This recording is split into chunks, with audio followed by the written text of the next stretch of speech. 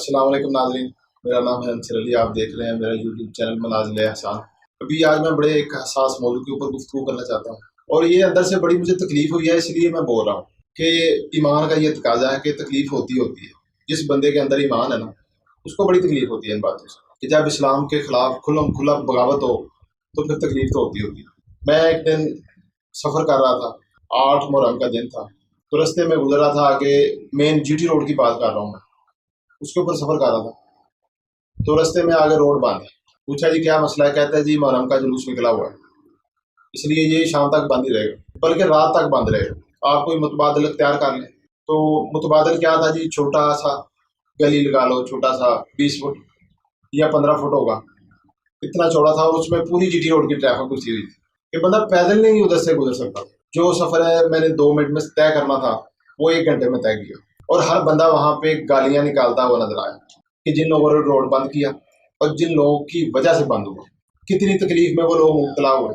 इसी तरह कई बच्चे होते हैं, वो बड़े परेशान होते हैं, एम्बुलेंस होती है, कई मरीज दम तोड़ जाते हैं। तो क्या ये इस्लाम के मुताबिक काम होता है?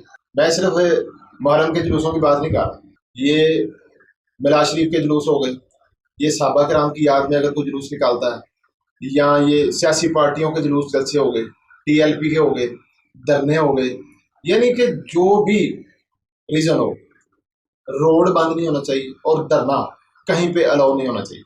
तो जो भी ऐसा लोग काम करते हैं, चाहे वो कोई भी जलसा हो, मिलाद शरीफ का ही क्यों ना हो, तो वो एंटी इस्लाम है। इस्लाम इसकी इजाज़त बिल्कुल नहीं देता कि आप किसी एक बंदे को भी परेशान करें। ऐसी चीज़ इबादत नहीं है, ये सिर्फ आपको शैतान ने धोखा दिया हुआ है। कुरान पाक में अल्लाह ताला फरमाते हैं ना, शैतान ने उनको उनके अमाल आरास्ता कर दिखाया है, तो ये आरास्ता करके दिखाया। ऐसा वो फेल, लेकिन इंसान का नफ्स कहीं जी मैं नेक काम कर रहा हूँ, इबादत कर रहा हूँ, लेकिन हो वो इस्लाम के खिलाफ, तो वो शैतान का धोखा है। शैतान ने उसको वो अमाल आरास्ता करके दिखाए हुए, इसके अलावा कुछ नहीं है। दिल को समझाने वाली बात, कल क़यामत के दिन अल्लाह को हम जस्टिफाई नहीं कर सकेंगे कि ये काम हमने क्यों किया। नबी अलैहि सलाम का वाज़ेह फरमान है, जिसने किसी मुसलमान को तकलीफ पहुँचाई उसने मुझे तकलीफ दी, और जिसने मुझे तकलीफ दी उसने तहकीक अल्लाह को तकलीफ दी। यानी इस बात में शक ही कोई नहीं है कि जिसने किसी मुसलमान को तकलीफ पहुँचाई उसने अल्लाह को तकलीफ पहुँचाई। अब मुझे बताएं कि अल्लाह को तकलीफ पहुँचाकर कौन सी इबादत कर रहे हैं आप लोग? ये मिलाद शरीफ वाले, ये मुहर्रम के जुलूसों वाले, ये सियासी पार्टियों वाले, कोई भी दीनी जुलूस हो, ये कौन सी इबादत कर रहे हैं आप? कौन से अल्लाह को राजी करने की कोशिश कर रहे हैं? कैसा करके? रोड बंद करके, ब्लॉक करके, लोगों के जानो माल को नुकसान पहुँचाकर, अमलाक को नुकसान पहुँचाकर, सरकारी अमलाक को नुकसान पहुँचाकर, ये कौन सी इबादत है जो आप लोग कर रहे हैं? किस अल्लाह को राजी कर रहे हैं, वो अल्लाह बताएंगे। क्या अल्लाह ताला इन चीज़ों का हुक्म देता है? बड़ा सख्त खिलाफ है अल्लाह ताला इन चीज़ों। तो अल्लाह ताला को तकलीफ में मुब्तला कर रहे हैं और ये समझ रहे हैं कि नेक काम कर रहे हैं, तो ये अपने आप को धोखा देने वाली बात। नबी अलैहि सलाम ने इरशाद फरमाया कि रस्तों में मत बैठा करो। सहाबा किराम ने अर्ज़ किया कि या रसूल अल्लाह, ये बड़ी मजबूरी में हम बैठते हैं।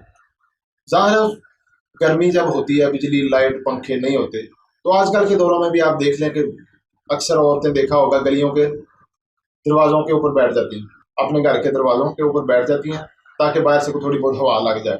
आज भी ये हो रहा है। तो इसी तरह उस वक्त भी लोग बैठ जाते थे, बाहर किसी दरख्त की छाँव में बैठ गए, या वैसे कोई कमरे की छाँव में बैठ गया, या जैसे भी लोग बैठते थे। नबी अलैहि सलाम ने मना फरमाया तो उन्होंने रीज़न बताई, तो आपने फरमाया अच्छा ठीक है, अगर बैठना है तो इसका हक अदा किया करो। पूछा या रसूल अल्लाह, इसका हक क्या है? तो आपने फरमाया कि नज़र को नीचा रखा करो। इससे ये भी मुराद है कि किसी गैर महरम की तरफ नहीं देखना, और ये भी मुराद है कि किसी बंदे की तरफ देख के उसकी गीबत नहीं शुरू कर देनी। इसलिए फरमाया नज़र को नीचा रखा करो। कोई रुकावट वाली चीज़ रास्ते में पड़ी है तो उसको हटा दो और सलाम किया करो। तो ये फिर असूल बता दिए नबी अलैहि सलाम ने। और यहाँ पर भी इजाज़त देने के बाद भी आपने फरमाया इंतहाई मजबूरी में कि रास्ते में कोई रुकावट वाली चीज़ है तो उसको दूर कर दो। फिर एक रवायत के अंदर नबी अलैहि सलाम ने फरमाया कि ये ईमान की निशानी है, रास्ते में अगर कोई पत्थर वगैरह या कोई कांटा कोई चीज़ पड़ी है रुकावट वाली, उसको हटा देना, ये ईमान की निशानी है।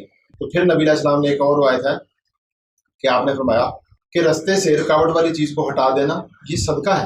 अंदाज़ा करें कि इस्लाम कितना हसास है इस मामले में, कि किसी इंसान को, किसी मुसलमान को आपकी वजह से तकलीफ नहीं पहुंचनी चाहिए।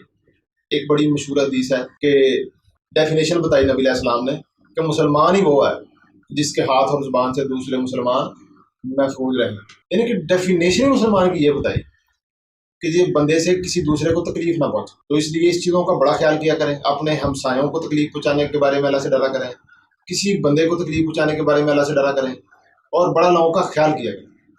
تو یہ تو بہت بڑا جرم ہے نا، یہ تو روڈ بلاک کر دینا اور یہ جلوس نکل رہے ہیں، ماتم ہو رہا ہے۔ بھئی ماتم تو اہل تشیع کی کتابوں کے اندر سے بھی حرام ہے، خامنائی جو ہے ایران کا، اس کا فتویٰ ہے، اور زنجیر زنی کو اس نے حرام کیا ہوا ہے۔ تو یہ کون سا دین لے کے چاہتے ہیں؟ کل قیامت کو اللہ نے پوچھ لیا تو کیا جواب دیں گے؟ کیسے مطمئن کریں گے؟ کیسے جسٹیفائی کریں گے اپنے اس فعل کو؟ تھوڑا سا غور سے سوچا کریں، اور کل کے لیے بھی سوچیں کہ ہم نے اللہ کو کیا جواب دینا ہے، کیسے مطمئن کریں۔ کوئی بندہ اللہ کو مطمئن نہیں کر سکتا۔ اللہ تعالیٰ تو فرمائے گا 2 چیزیں تمہارے درمیان چھوڑی تھی، نبی علیہ السلام کی سنت اور کتاب اللہ، کیا ان میں حکم تھا یہ کام کرنے کا؟ جی دیکھیں جی، اس وقت تو واقعہ کربلا ہوا ہی نہیں تھا۔ تو پھر اللہ تعالیٰ فرمائے گا جی امام زین العابدین کو دیکھا تھا آپ نے کربلا کے بعد؟ وہ تو آئی وٹنس تھے، کربلا کا واقعہ تو سارا انہوں نے خود دیکھا ہے، ان کے سامنے ہوا ہے۔ ان کی زندگی دیکھی ہے بعد میں کیسے گزاری ہے انہوں نے؟ کو مدینے کے اندر کچھ جلسے جلوس، کو ماتم، کو زنجیر زنی۔ کیا آپ ان سے زیادہ محبت کرتے ہیں امام حسین علیہ السلام سے؟ کیا آپ ان سے زیادہ محبت کرتے ہیں شہدائے کربلا سے؟ کیا آپ ان سے زیادہ درد میں ہیں، دکھ میں ہیں؟ تو جب انہوں نے یہ کام نہیں کیا تو آپ کس کی پیروی کر رہے ہیں؟ نہ آپ نبی علیہ السلام کی پیروی کر رہے ہیں، نہ آپ حضرت امام زین العابدین کی پیروی کر رہے ہیں، تو پھر پیروی کس کی ہے؟ ذرا غور کیجیے گا میری باتوں کے اوپر، اس کو نیگیٹو نہیں لینا، اس کو پازیٹیو لینا ہے، اپنی اصلاح کے لیے لینا ہے کہ بھئی ہمارے پاس اس کی کوئی جسٹیفیکیشن نہیں ہے، قرآن ہے، سنت ہے، اس کے اوپر عمل کریں۔